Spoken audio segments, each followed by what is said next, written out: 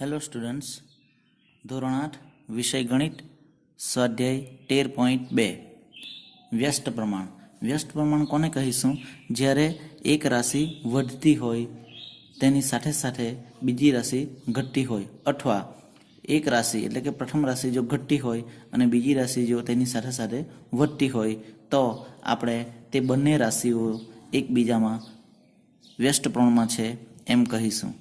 ધારો કે એક રાશિ એક્સ લઈએ, બીજી રાશિ વાય લઈએ. એનું મૂલ્ય x1, બીજી રાશિનું મૂલ્ય y1 હોય તથા x2 અને y2 હોય તો આપણે જો બંને રાશિ એકબીજાના વ્યસ્ત પ્રમાણમાં હોય તો આપણે આવું લખી શકીએ: x ગુણ્યા y બરાબર x1 ગુણ્યા y1 બરાબર x2 ગુણ્યા y2. ઓકે, હવે પરીક્ષામાં તમને પ્રથમ રાશિ આપેલી હશે, તેની સાથે સાથે બીજી રાશિનું મૂલ્ય પણ આપેલું હશે. પ્રથમ રાશિ વધતી હશે તો આ y1 જે છે તે એટલે કે બીજી રાશિ જે છે તે એના પ્રમાણમાં કેટલીક ઘટી હશે તે તમારે શોધવાનું હોય તો તમારે આટલું સમીકરણ સાથે લઈને ગણતરી કરવાની, જેથી કરીને 1, 2 અને 3 વેલ્યુ આપેલી હોય તેના પરથી તમે ચોથી વેલ્યુ શોધી શકો છો. તો સ્વાધ્યાય 13.2ના દાખલા આ જ પ્રકારના છે. હવે આપણે તે જોઈએ. પહેલો પ્રશ્ન છે, નીચેનામાંથી કયા વિધાનો વ્યસ્ત પ્રમાણમાં છે તે આપણે શોધવાનું છે. તો એમાં પહેલું વાક્ય છે, કોઈ એક કામ કરવાનું છે, તેમાં કારીગરોની સંખ્યા અને કામ પૂરું કરવા માટે લાગતો સમય એ સમપ્રમાણમાં છે કે વ્યસ્ત પ્રમાણમાં છે તે આપણને પૂછ્યું છે. ધારો કે એક કામ છે, આ એક ખાડો ખોદવાનો છે માની લઈએ. તો એ ખાડો ખોદવા માટે કારીગરોની સંખ્યા અને કામ પૂરું કરવા માટે લાગતો સમય, ધારો કે 5 કારીગરો જે છે તે એક દિવસમાં કામ પૂરું કરતા હોય તો 5ના બદલે જો 10 કારીગર કામ કરવા આવે તો એક દિવસના બદલે એ કામ પૂરું કરવા માટે કેટલો સમય લાગશે? 5 જણા એક દિવસમાં એક ખાડો ખોદી કાઢે તો 10 વ્યક્તિઓ જે છે તે એટલે કે 10 કારીગરો જે છે તે એક દિવસ કરતાં ઓછો સમય એટલે કે અડધા દિવસમાં જ કામ પૂરું કરશે. બરાબર? તો જેમ જેમ 5માંથી 10 થયા, 10માંથી 15 થશે, તેમ તેમ આ જે લાગતો સમય જે છે તે શું થાય છે? ઘટતો જાય છે. એટલે કે એક રાશિ વધતી જાય છે તો તેના પ્રમાણમાં બીજી રાશિ ઘટી જાય છે. તેથી આ વિધાન તમારું વ્યસ્ત પ્રમાણનું છે. ઓકે. બીજો, યાત્રા કરવા માટેનો કુલ સમય અને અચળ ઝડપથી કાપેલું અંતર.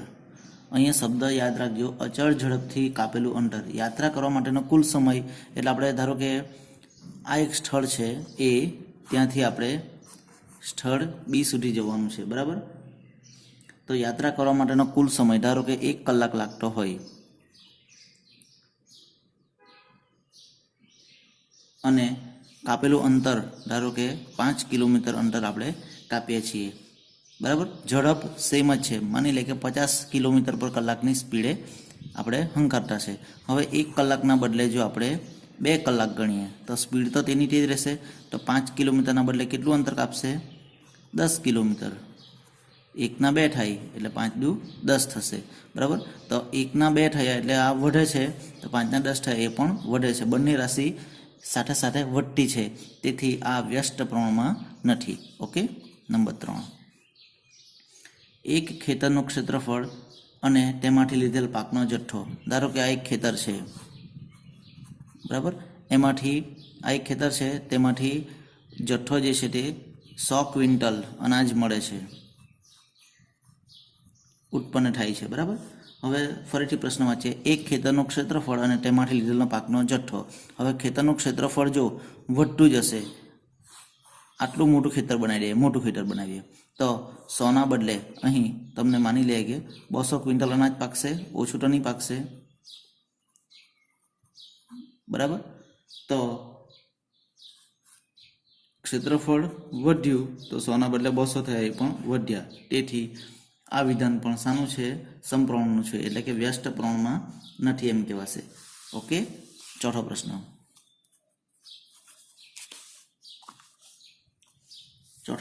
છે એક નિશ્ચિત યાત્રા એટલે એ સ્થળેથી બી સ્થળ પર જવાનું છે. આ યાત્રા છે, એના માટે લાગતો સમય અને વાહનની ઝડપ. લાગતો સમય ધારો કે 2 કલાક લાગે છે અને વાહનની ઝડપ 20 કિલોમીટર પર કલાક છે માની લઈએ આપણે, બરાબર. 2 કલાક લાગે છે, 20 કિલોમીટર અંતર કપાય છે. હવે જો લાગતો સમય 2 કલાકના બદલે જો 4 કલાક લાગતા હોય, અહીંયાથી અહીંયા જવા માટે 2 કલાક સમય લાગે છે, ત્યારે સ્પીડ 20 કિલોમીટર પર કલાક છે, બરાબર. હવે એમ પૂછ્યું છે કે જો આ A થી B જવા માટે 4 કલાક લાગ્યા હશે, 2 કલાકના બદલે જો 4 કલાક લાગતા હોય તો વાહનની સ્પીડ 20ની પણ કેટલી હશે? 10 કિલોમીટર પર કલાક ગણી લઈએ આપણે. ખ્યાલ આવ્યો કે નહીં આવ્યો? જવાનું ફિક્સ છે, અંતર કેટલું છે? ફિક્સ જ છે, નિશ્ચિત યાત્રા છે. એટલે 2ના 4 થયા, એટલે કે સમયમાં સમય વધે છે તેમ તેમ ઝડપ જે છે તે શું થાય છે? ઘટી જાય છે. એટલે આ વધે છે, ઘટે છે. તેથી આ વ્યસ્ત પ્રમાણનું ઉદાહરણ છે. ઓકે. 5મો પ્રશ્ન, કોઈ એક દેશની કુલ જનસંખ્યા, ધારો કે આ એક કોઈ દેશ છે, તેનો મેપ છે માની લો તમે, બરાબર. દેશની કુલ જનસંખ્યા ધારો કે આપણે ગણી લઈએ 100 કરોડ છે, 100 કરોડ જનતા છે, અને વ્યક્તિ દીઠ જમીનનું ક્ષેત્રફળ એક વ્યક્તિ માટે 1 ચોરસ કિલોમીટર લઈએ, આટલું અંતર હોય. 100 કરોડ માટે 100 કરોડ જનસંખ્યા છે, તેમાંથી એક વ્યક્તિ માટેનું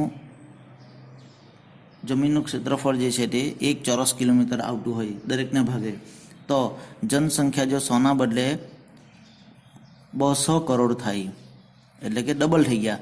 હવે નકશો તો એ જ રહેશે તમારો દેશનો, એટલે આ 1 ચોરસ કિલોમીટરના બદલે કેટલા આવશે? 1/2 ચોરસ કિલોમીટર, બરાબર ને? અડધું થઈ જશે. હવે આ 100 થી 200 થયા, એટલે કે વધે છે, 1 થી અડધા થયા એટલે ઘટે છે, વધે અને ઘટે. તેથી આ શાનું ઉદાહરણ છે? વ્યસ્ત પ્રમાણનું ઉદાહરણ છે. ઓકે. બીજો પ્રશ્ન, એક ટેલિવિઝન ગેમ શોમાં પુરસ્કારની રકમ ₹1 લાખ દરેક વિજેતાને સરખા ભાગે વહેંચવામાં આવે છે. નીચે દર્શાવેલ કોષ્ટકને પૂર્ણ કરો અને જણાવો કે કોઈ એક વ્યક્તિગત વિજેતાને મળેલી પુરસ્કારની રકમ કુલ વિજેતાઓની સંખ્યાના સમપ્રમાણમાં છે કે પછી વ્યસ્ત પ્રમાણમાં છે, તે આપણે શોધવાનું છે. તો તમને વિજેતાઓની સંખ્યા આપી છે 1, 2, 4, 5, 8, 10 ને 20.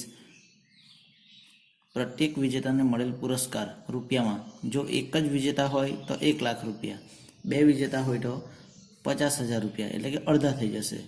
તો અહીં તમે સ્પષ્ટ જોઈ શકો છો, વિજેતાઓની સંખ્યા વધતી જશે તેમ તેમ પ્રત્યેક વિજેતાને મળેલ પુરસ્કારની રકમ ઘટતી જાય છે. એટલે અહીં કયો પ્રમાણ છે? વ્યસ્ત પ્રમાણ છે. તેથી આપણે અહીં 4 માટે જો શોધવું હોય એને આપણે લઈ લઈએ Y1, Y2, Y3, Y4 અને Y5. ઓકે. ચાલો, વ્યસ્ત પ્રમાણ છે, તેથી અહીંયા આવશે પહેલો 1 ગુણ્યા 1 લાખ બરાબર આ બેનો ગુણાકાર, એના બરાબર 4 ગુણ્યા Y1. ઓકે. માટે Y1 બરાબર શું લખાશે? 4 છેદમાં જશે, એટલે 1 લાખ છેદમાં 4, માટે 100/4 ગણી લઈએ એટલે 25 આવશે, અને એની ઉપર 3 શૂન્ય મૂકી દઈએ એટલે 25,000. આ થયા તમારા Y1. એ જ પ્રકારે Y2 જો આપણે શોધવા હોય તો શું લખીશું? Y2 બરાબર ડાયરેક્ટ સૂત્ર લઈ લઈએ 1 લાખ ભાગ્યા 5, માટે Y2 બરાબર આવશે 100. આ 100 લઈ લઈએ, 100/5 એટલે 20, એની ઉપર 3 શૂન્ય, Y2 બરાબર 20,000.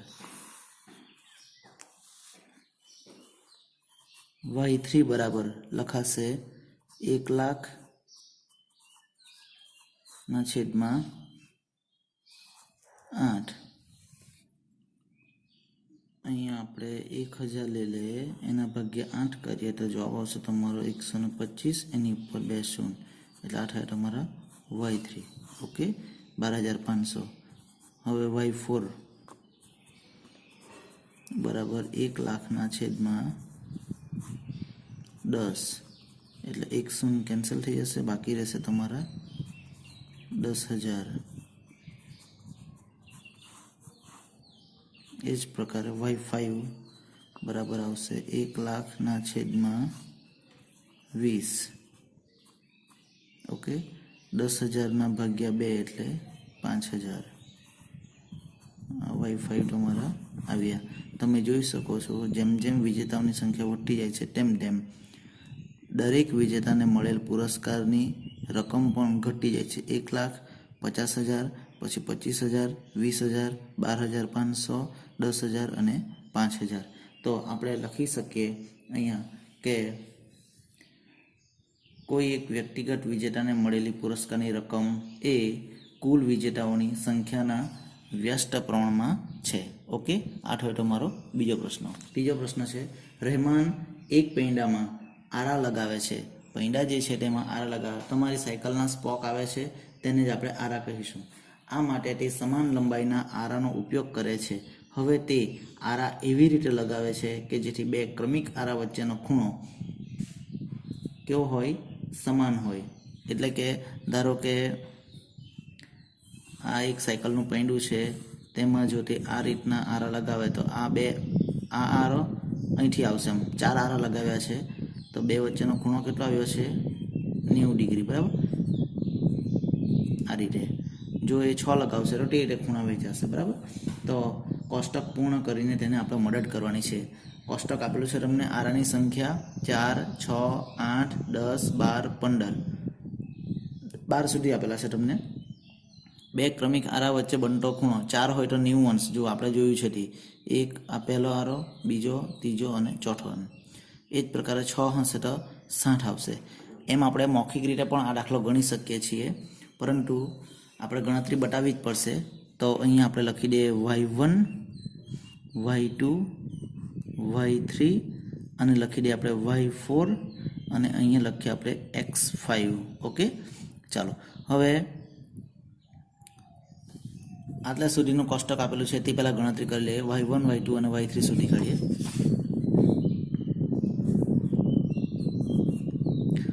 વ્યસ્ત પ્રમાણ છે, જેમ જેમ આરાની સંખ્યા વધતી જશે તેમ તેમ ખૂણા ઘટતા જાય છે, બરાબર। એટલે આપણે લખીએ અહીંયા 4 ગુણ્યા 90 અંશ બરાબર 8 ગુણ્યા y1 માટે y1 બરાબર શું લખાશે? 4 ગુણ્યા 90 ભાગ્યા 8। 8 એટલે 4 દુ 8, 4 તો છે જ, 45 દુ 90, 2 ને 2 કેન્સલ, 4 અને 4 કેન્સલ, એટલે y1 બરાબર શું આવશે? 45। ઓકે, આ થાય તમારા y1। હવે આપણે શોધવાના છે y2। ડાયરેક્ટ સૂત્ર લઈ લે, y2 બરાબર 4 ગુણ્યા 90 તો આવશે જ, છેદમાં 45 અંશ છે, છેદમાં આવશે 10। આ એક શૂન્ય અને શૂન્ય કેન્સલ, 9 ચોક 36, 36 અંશ। y2 ખૂણો કેટલો થશે? 36 અંશ। એ જ પ્રકાર આપણે શોધી કાઢીએ y3।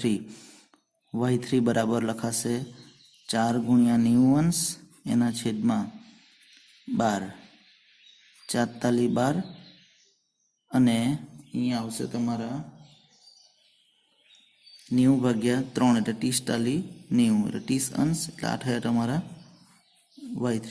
ઓકે, ચાલો આ થઈ ગયો તમારો કોષ્ટક પૂર્ણ થઈ ગયો।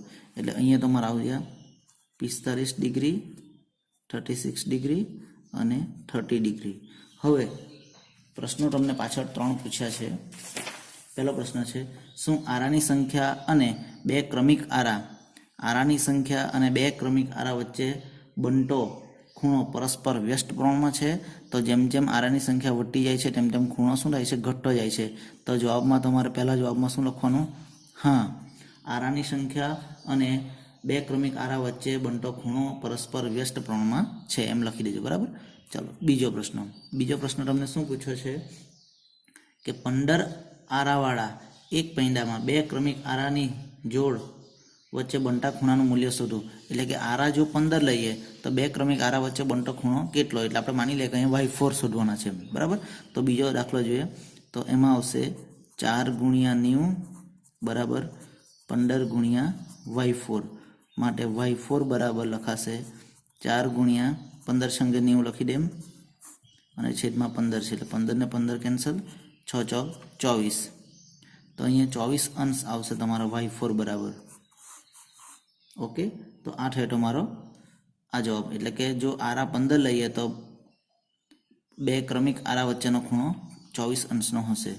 હવે ત્રીજો પ્રશ્ન, બે ક્રમિક આરાની જોડ વચ્ચે બનતા ખૂણાનું માપ જો 40 હોય, હવે તમને ખૂણો આપી દીધો છે 40 એમ, બરાબર, તો આરાની સંખ્યા કેટલી હશે? તો તે આપણે x5 લઈએ તો લખીએ અહીંયા 4 ગુણ્યા 90 અંશ બરાબર x5 એ આરા છે ગુણ્યા 40 અંશ, માટે x5 બરાબર લખાશે 4 ગુણ્યા 90 અંશ છેદમાં 40 અંશ. શૂન્ય અને શૂન્ય કેન્સલ, 4 અને 4 કેન્સલ, એટલે બાકી રહ્યા 9. તો 9 શું આવશે? આરા. જો આપણે 9 આરા લઈએ તો જવાબ તમારો 40 અંશ આવશે. અને એ તમને ક્યાંથી ખબર પડશે? તો જો અહીંયા 45 અંશ હોય તો 8 આરા જોઈએ, 10 આરા હોય તો 36 અંશ. તો 45 ને 36 ની વચ્ચે કોણ આવે છે? 40 અંશ. 40 અંશ આવે તો અહીંયા પણ કેટલા આવશે? 9 આવશે. ઓકે, આ રીતે પણ તમે જવાબ નક્કી કરી શકો છો. ચાલો આગળ વધીએ આપણે. ચોથો પ્રશ્ન, ડબ્બામાં રહેલી મીઠાઈને 24 બાળકો વચ્ચે વહેંચતા, 24 બાળકોમાં વહેંચવાની છે મીઠાઈને, તો પ્રત્યેક બાળકને મીઠાઈના 5 ટુકડા મળે છે. જો બાળકોની સંખ્યામાં 4નો ઘટાડો કરવામાં આવે, -4 કરવામાં આવે, એટલે કે 20 બાળકો હોય તો મીઠાઈની સંખ્યા કેટલી હશે? તો જો બાળકોની સંખ્યા ઘટતી જશે તો મીઠાઈના લાડુ જે છે તે થોડા વધારે મળશે. એટલે અહીં વ્યસ્ત પ્રમાણ છે. લખી દઈએ આપણે અહીં વ્યસ્ત પ્રમાણ છે. માટે લખી શકીએ 24 ગુણ્યા 5 બરાબર 20 ગુણ્યા y. માટે y બરાબર લખાશે 24 ગુણ્યા 5 ભાગ્યા 20 બરાબર 20 એટલે 5 ચોક 20, 4 એટલે 6 ચોક 24 અને ગુણ્યા 5. 4 અને 4 કેન્સલ, 5 અને 5 કેન્સલ, એટલે જવાબ આવશે તમારો 6 મીઠાઈના ટુકડા. એટલે 5ને બદલે અહીંયા 6 મળશે જો 4 બાળકોને ઘટાડી દઈએ તો. એ જ પ્રકાર આપણે 5મો દાખલો ગણવાના છીએ. 5મો દાખલો છે, એક ખેડૂત પાસે પશુઓની 20 પશુઓને 6 દિવસ ખવડાવી શકાય તેટલો ઘાસચારો છે. કેટલા પશુઓ છે? 20 પશુઓને કેટલા દિવસ સુધી? 6 દિવસ સુધી ખવડાવી શકાય તેટલો ઘાસચારો છે.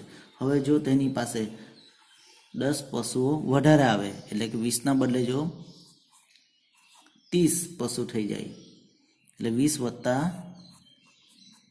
10 30 થઈ જાય, તો આ ઘાસચારો ફિક્સ જ છે, બરાબર, એક ખેતરમાં નાખેલો હશે માની લઈએ આપણે, તો કેટલા દિવસ ચાલશે? તો 6 કરતાં ઓછા ચાલશે, બરાબર. તો આપણે તે ગણવાનું છે. એને પણ આપણે y ધારી લઈએ તો જવાબમાં લખીએ પહેલાં અહીં વ્યસ્ત પ્રમાણ છે. માટે 20 ગુણ્યા 6 બરાબર 30 ગુણ્યા y. માટે y બરાબર લખાશે છેદમાં 30 આવશે. 30 એટલે 6 50 30 લખી દઈએ, અને અહીંયા 20 છે એટલે કે 5 ચોક 20 અને ગુણ્યા 6. ઓકે, આ ખ્યાલ આવ્યો? 5 ચોક 20 ગુણ્યા 6 છે. 30 છેદમાં જશે એટલે છેદમાં લઈ લીધા. 6 અને 6 કેન્સલ, 5 અને 5 કેન્સલ, તો જવાબ આવશે તમારો 4. એ છઠ્ઠો દાખલો તમારે હોમવર્કમાં ગણવાનો છે. જાતે 7મો દાખલો છે તે હું તમને ગણાવું છું. 7મો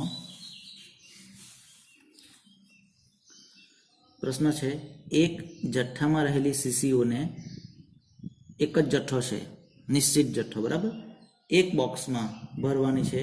12 શીશીઓ હોય તેવા 25 બોક્સ રાખવામાં આવેલ છે. કેટલી શીશી છે? 12 શીશી હોય તેવા 25 બોક્સમાં રાખવામાં આવેલ છે. હવે જો આ જથ્થો ફિક્સ જ છે, આ જથ્થાની શીશીઓને એવી રીતે રાખવામાં આવે કે જેથી પ્રત્યેક બોક્સમાં 20 શીશીઓ, કેટલી શીશીઓ? 20 શીશીઓ હોય તો આવા કેટલા બોક્સ? તો આ આપણે અહીંયા શોધવાનું છે. એટલે જો એક મોટું બોક્સ છે તેમાં 12 સીસી હોય તેવા 25 બોક્સ ભરી શકાય, તો એક બોક્સમાં 12ના બદલે 20 સીસી ભરવાની હોય તો બોક્સની સંખ્યા શું થશે? ઘટી જશે. આ વધે છે તો આ ઘટશે. એટલે જવાબ લખી દઈએ આપણે પહેલાં અહીં વ્યસ્ત પ્રમાણ છે. ઓકે, માટે 12 ગુણ્યા 25 બરાબર 20 ગુણ્યા y. માટે y બરાબર લખાશે 12 ગુણ્યા 25 છેદમાં 20. 20 એટલે 5 ચોક 20, 4 12 અને 5 પચામ 25. 4 અને 4 કેન્સલ, 5 અને 5 કેન્સલ, માટે y બરાબર આવશે તમારા પર 3 પચામ 15. એટલે કેટલા બોક્સ ભરાશે? જો 12 સીસી 25 બોક્સમાં રહેતી હોય તો 12ના બદલે જો એટલે કે એક બોક્સમાં 12 સીસી હોય તેવા 25 બોક્સ ભરાય, તો એક બોક્સમાં 12ના બદલે 20 સીસી ભરે તો 15 બોક્સમાં જ કામ થઈ જશે એમ. એટલે 15 બોક્સ જવાબ આવશે તમારો. ઓકે, તો આ થયો તમારો 7મો દાખલો. 8મો અને 9મો સિમ્પલ છે, આ જ પ્રકારે ગણવાના છે, તમારે હોમવર્કમાં ગણવાના છે. 10મો દાખલો હું તમને ગણાવું છું. 10મો દાખલો છે, એક ઘરમાં નવી બારીઓ લગાવવા માટે 2 વ્યક્તિઓને બોલાવવામાં આવે તો તે 3 દિવસમાં કામ કરતા હોય. કેટલા વ્યક્તિઓ છે? 2 વ્યક્તિઓ. દિવસોની સંખ્યા કેટલી? 3. હવે પહેલો પ્રશ્ન તમને પૂછ્યો છે એમાં કે કાર્યની શરૂઆતમાં જ એટલે કામ કરવાની શરૂઆતમાં જ જો એક વ્યક્તિ બીમાર પડે, એટલે કે 2માંથી એક વ્યક્તિ જે છે તે બીમાર પડી ગયો, ધારો કે જે હોય તેમાંથી એક વ્યક્તિ બીમાર પડી ગયો, તો કેટલા બાકી રહેશે? એક વ્યક્તિ બાકી રહેશે. તો એને કામ પૂરું કરવામાં કેટલો સમય લાગશે? તો તે આપણે શોધવાનું છે. 2 વ્યક્તિઓને 3 દિવસ લાગે છે, તો એક વ્યક્તિને કેટલા લાગવાના છે? 6 દિવસ લાગશે, પરંતુ આપણે ગણતરી બતાવવી પડશે. તો અહીં લખીએ, પહેલાં અહીં વ્યસ્ત પ્રમાણ છે, માટે 2 ગુણ્યા 3 બરાબર 1 ગુણ્યા y, માટે y બરાબર 2 ગુણ્યા 3 ભાગ્યા 1, 42, 6 ભાગ્યા 1 એટલે 6 આવશે, માટે y બરાબર 6 દિવસ. ઓકે, ખ્યાલ આવી ગયો? હવે બીજો પ્રશ્ન તમને પૂછ્યો છે, એમાં